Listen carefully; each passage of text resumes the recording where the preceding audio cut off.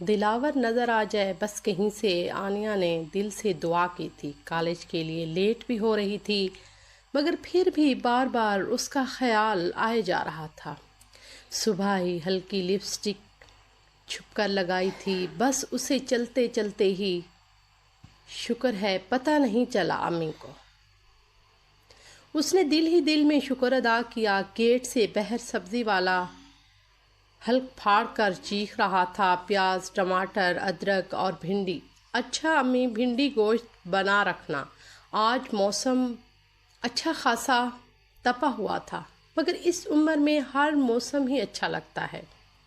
2 مہینے پہلے college trip پر جاتے جب وہ بے انتہا خوبصورت لگ رہی تھی اپنی تئیں، پھر وہ دلاور کی نظر ہو گئی جس نے اسے خاص بنا دیا تھا۔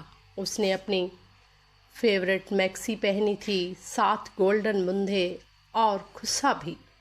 امی کی نظر بچا کر میچنگ ہی پہنا تھا۔ دیکھا تو بہت غور سے بایوں والے سرہانے بھی تھے، مگر اس کے دیکھنے میں وہ بات کہاں جو دلاور میں تھی۔ لڑکیاں کہتی تھیں کہ دلاور نے کیا رکھا ہے، نہ وہ خوش شکل ہے، نہ ہی اتنا ذہین اور پیسے والا،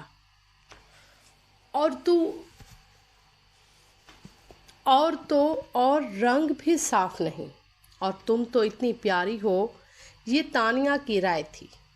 تم کیا جانو کہ دلاور کتنا اہم ہے میرے لیے وہ کل جہاں ہے، اس کے بغیر دنیا ادھوری لگتی ہے مجھے۔ آنیا نے دل میں کہا۔ دلاور نے بائک اس کے قریب روک کر ایک گلاب کا پھول دیا تھا۔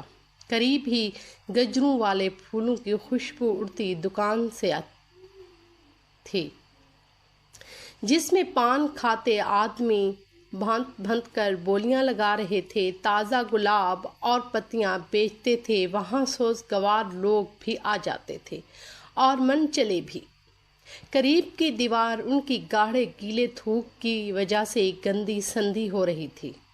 یہاں سے ہی رنگین چادریں، عبایوں اور دوپٹوں کی بہار کا ریلا کالج کو رواں دواں ہوا کرتا تھا۔ دلاور نے یہیں سے ایک ٹہنی والا گلاب آئینہ کو دیا تھا، کانٹوں والے اور سرخ۔ اس کی خوشبو آئینہ کو دنیا میں سب سے الگ لگ رہی تھی۔ آئینہ، تم میری زندگی ہو، میرا غم ہو، میری خوشی ہو، دلاور نے بھلے کسی ترنگ میں کہا۔ آئینہ محبت کے رنگ میں سراتا پار رنگ گئی۔ پھول سوکھ کر کالا ہو گیا تھا، مگر نہیں سوکھا تو اس کا معصوم سا دل۔ محبت عورت کرتی ہے، مرد بھی کر لیتے ہیں، مگر عورت کی محبت میں جو معصومیت ہے وہ کسی مرد میں کہاں۔ آئینہ کی معصومیت بھی عروج پر تھی۔ عجیب سے انداز میں وہ بدلتی گئی، اس کی ہوتی گئی، اور جو اس کا تھا دلاور، اور وہ دلبیز ہو گئی۔ امی نے تپتے کچن سے آواز دی، آئینہ کچھ گھرداری سیکھ لے، اگلے گھر جا کے کام آئے گی۔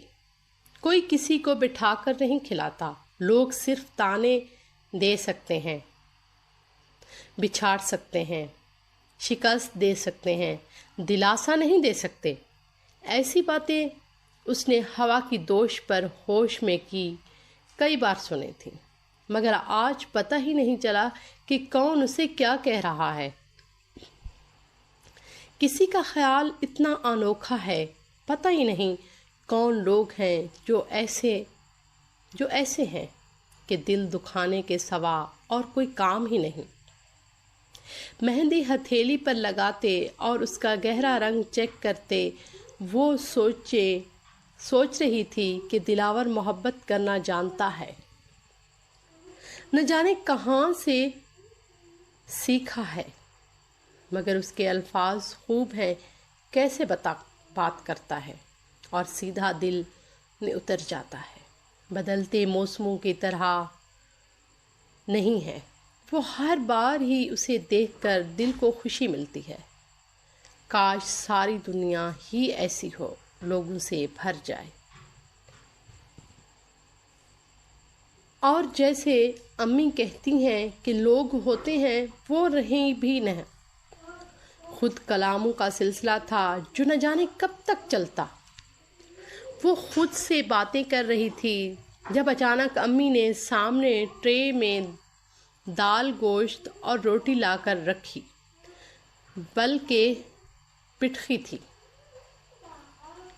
نہ جانے کس خیال میں رہتی ہو، اتنی آوازیں دے رہی ہیں، جواب تک نہیں دیا۔ کیا ہو گیا ہے تمہیں؟ نہ جانے کب شام سے رات کا اندھیرا بھی پھیل گیا اور مجھے پتہ بھی نہیں چلا۔ سامنے انار کا درخت اندھیرے میں مکمل ڈوب کر اداس ہو رہا تھا۔ سب اندھیرے میں ڈوب کر کیسا عجیب لگ رہا تھا۔ فرش پر انار کے پھول اور میں اس نے دلاور کا دیا ہوا پھول اپنی کتاب میں سمیٹا اور اٹھ کر کھڑی ہوئی۔ رات ہو گئی اور پتہ بھی نہیں چلا۔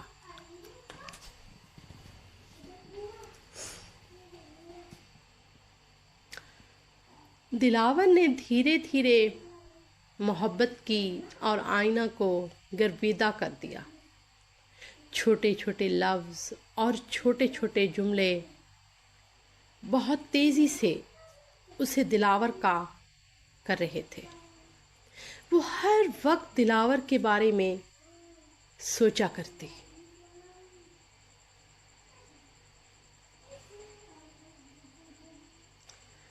ہمارے چینل کو سبسکرائب کیجیے گا اور کمنٹ میں بھی بتائیے گا کہ آپ کو ہماری ویڈیو